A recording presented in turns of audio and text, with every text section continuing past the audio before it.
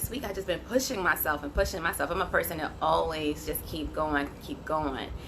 And like my body was like, enough's enough, girl. And I had to chill out. And I think sometimes people are so used to seeing you in your beast mode, right? That when you're not in your beast mode, they feel like something's really wrong. You be like, it is, I'm tired. Good morning, everyone. So this week, I don't know if you guys have been following my posts, but I'm trying to give you some nuggets, right? When I had went through breast cancer, the hardest thing was for me losing my job. For 20 years, I worked at this location, and that's all I knew. God had a way to kind of like stop that, and I couldn't take it back. And that kind of looked like I had to figure some things out. So I was unemployed for 3 months. Yes, I was doing real estate. Okay, Richmond in the house. I was doing real estate, and at the same time, I wasn't doing that full time. So you got to understand, you got to get that income coming in. And so I was trying to figure out what could I do to bring income in, right? And I'm so stressed out because I'm trying to figure out how in the world am I going to supplement the income that I'm losing, right, from my full-time regular job to now I don't really have a job and income coming in. So I wanted to give you guys some helpful tips, right? On Instagram and on my YouTube, I gave you tips for doing remote jobs, right? I didn't give you the list of remote jobs, which I'm going to give you here today, but I gave you a list of jobs that you can do as a side hustle. So I call it a side hustle 2020. And those side hustles are things you still can keep your regular job, right? You keep your regular job, but you can do it along the way. And so some things that I put out there was, of course, you know about Uber, you know about Uber Eats, you know about DoorDash, things like that. The things that you may not know was like Shipt, and that's SHIPT, right? Or Show Around. Show Around is something when you're in your city, people come to visit, and you can show them around and get paid for it. And also I think one of them was like wrap, where they wrap your car. And so if you think about it, like I was like, I got a hoopty car. People could definitely use that and wrap it, and then they pay you for advertising their brand on your car. So those are things that you don't have to do any work for, right? People pay you for it, and it's no effort. So the most you probably have to do is take your car to the place to get it wrapped, right? And then they pay to take it off too. So what are you really losing? You know, I'm not saying like get your best car done. So today I wanted to talk about remote jobs. So people always do this, I want to work from home. I want to work from home. And if you know anybody, I'm not doing Instagram today. I posted something that I'm not doing Instagram today because my technology always is like, and it just completely stops. So some of the jobs, right? I felt like I was too far away from the camera. Or you can Google. So let me tell you about Google. You can Google, but you have to Google the right words to get the right categories to come up. So if you put things in quotation marks, right? Good morning, everybody. If you put it in quotation marks, I can bring you closer. Oh, and you fell. Good morning. But if you put things in quotation marks, then it pops up. So let's see. What's on my list? Okay, so let's say if you was looking for a remote job for a project manager, right? So quotation marks, you would put project manager, right? And then you'll put A-N-D in all caps, right? So you could put project manager and then you put remote after, R-E-M-O-T-E. This will tell the internet you only want these type of jobs. You don't want a project manager in New Jersey that has to be in the office for 40 hours, right? If you type it like this, the internet is going to say the quotation marks means this is what you're looking for, capitalize, and that's letting them know, stamp, and this word. So that's kind of like some tips right there when you do your Google searches. Why a lot of times things pop up and it'd be 3 things at the top and you're like, oh, that's not really what I'm looking for, because those people pay for those spots, right? So the word project manager may pop up in their website somewhere, and now you're tagged to that website. So that's just a helpful tip. Free nuggets. Good morning, everybody. Good morning. So what I want to do is just start helping you guys with your business. So if it's, oh my goodness, I don't have my stand either. I'm so not prepared. If you have your business that you want to start, hopefully these helpful tips will help you, number 1, not waste a lot of money. Number 2, start branding yourself. And then number 3, help you get the clientele that you need and that you're aiming for. A lot of times we try to target our cousins, our family, our friends, which, let's talk about friends.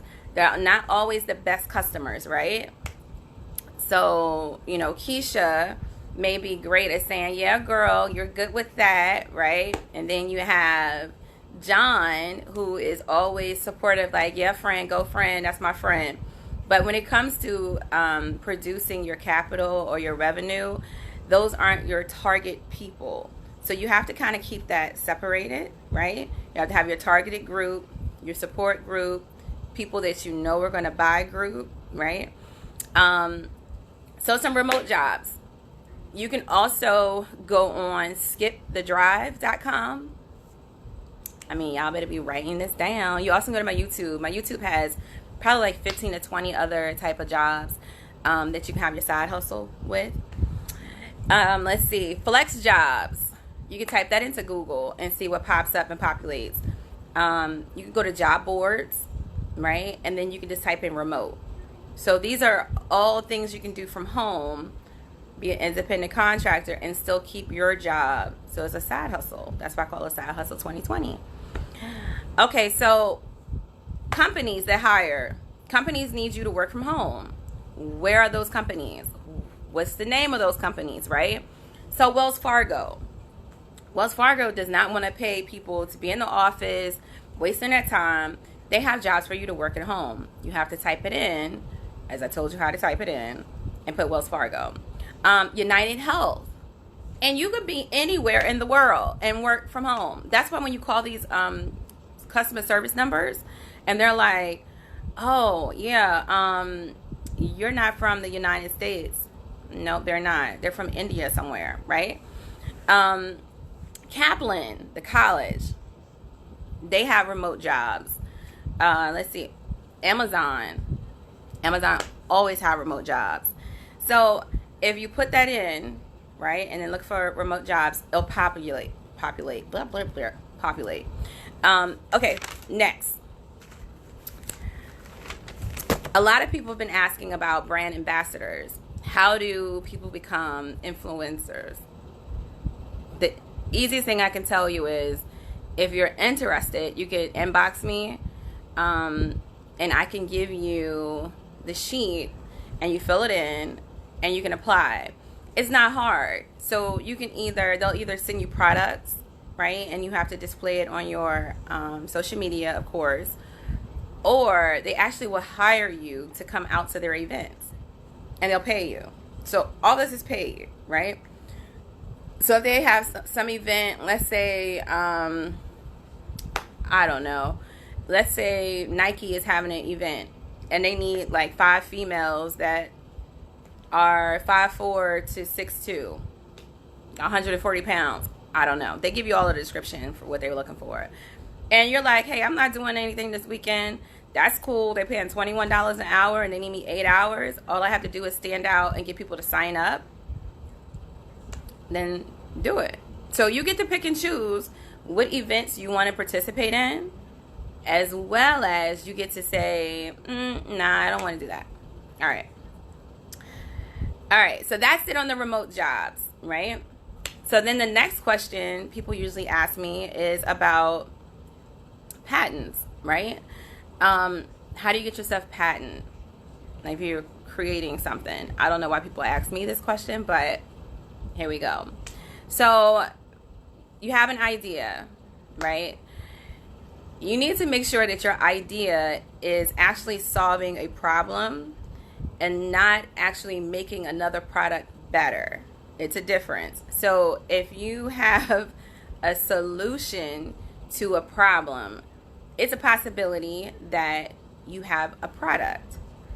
But if you're just making a product better and it's already out there, then you're just better with, you're just probably just need to call the company and say, hey, you guys need to improve your product with this, because you're really not gonna, win with that because they got a patent on it already. So you need to decide if your product is a solution to a problem. Okay. Then the next thing, you need to do a patent search, right? So do a patent search to see if the product already exists. So if the product already exists, I ain't gonna do it. But if it doesn't, great. Now, I do believe you have to pay for patent searches. I'm not sure because I haven't done a patent and I'm not real clear on that. But check it out. And then you have to build your product. So you have to do a prototype. That's important. And the reasons why I have all these steps is because I have a product that I want to do, but haven't done it yet. That's another thing. So if you have it, you should just go ahead and do it, because by the time you do it, somebody may have already beaten you to your idea. And knowing regular people, you have to get like an NDA sign. You can print that off the internet. If you don't do a non-disclosure and you're out here telling people your business, somebody is going to do it. So don't tell everybody your ideas. That's key. And then if you do, make sure they sign a non-disclosure and you have that on file. All right, the things you would pay for, right? So we talked about the patent search. So a provisional patent. Provisional patents just means that this is your idea, this is what you're thinking about, and you're going to test it out, right? You're going to do a beta test. You're going to test it out. It's temporary for a year, right? And then after the year is your responsibility to do a non-provisional patent. And that's permanent. So when the year is up, they're going to ask you to send in proof that you had this original provisional search done. So you send both of those, and then they're going to say, okay, let's see if they match, if they're the same thing. Now, of course, over time, you could change, your patent a little bit to make it what you want it to be. But if you totally change it, it's not going to be the same, and they're not going to accept it, right? All right. You have to do casing. You may have to pay for an engineer, right? If you have to put things together, engineer it. And, of course, you have to pay for the parts to do the prototype, right? So those are the things.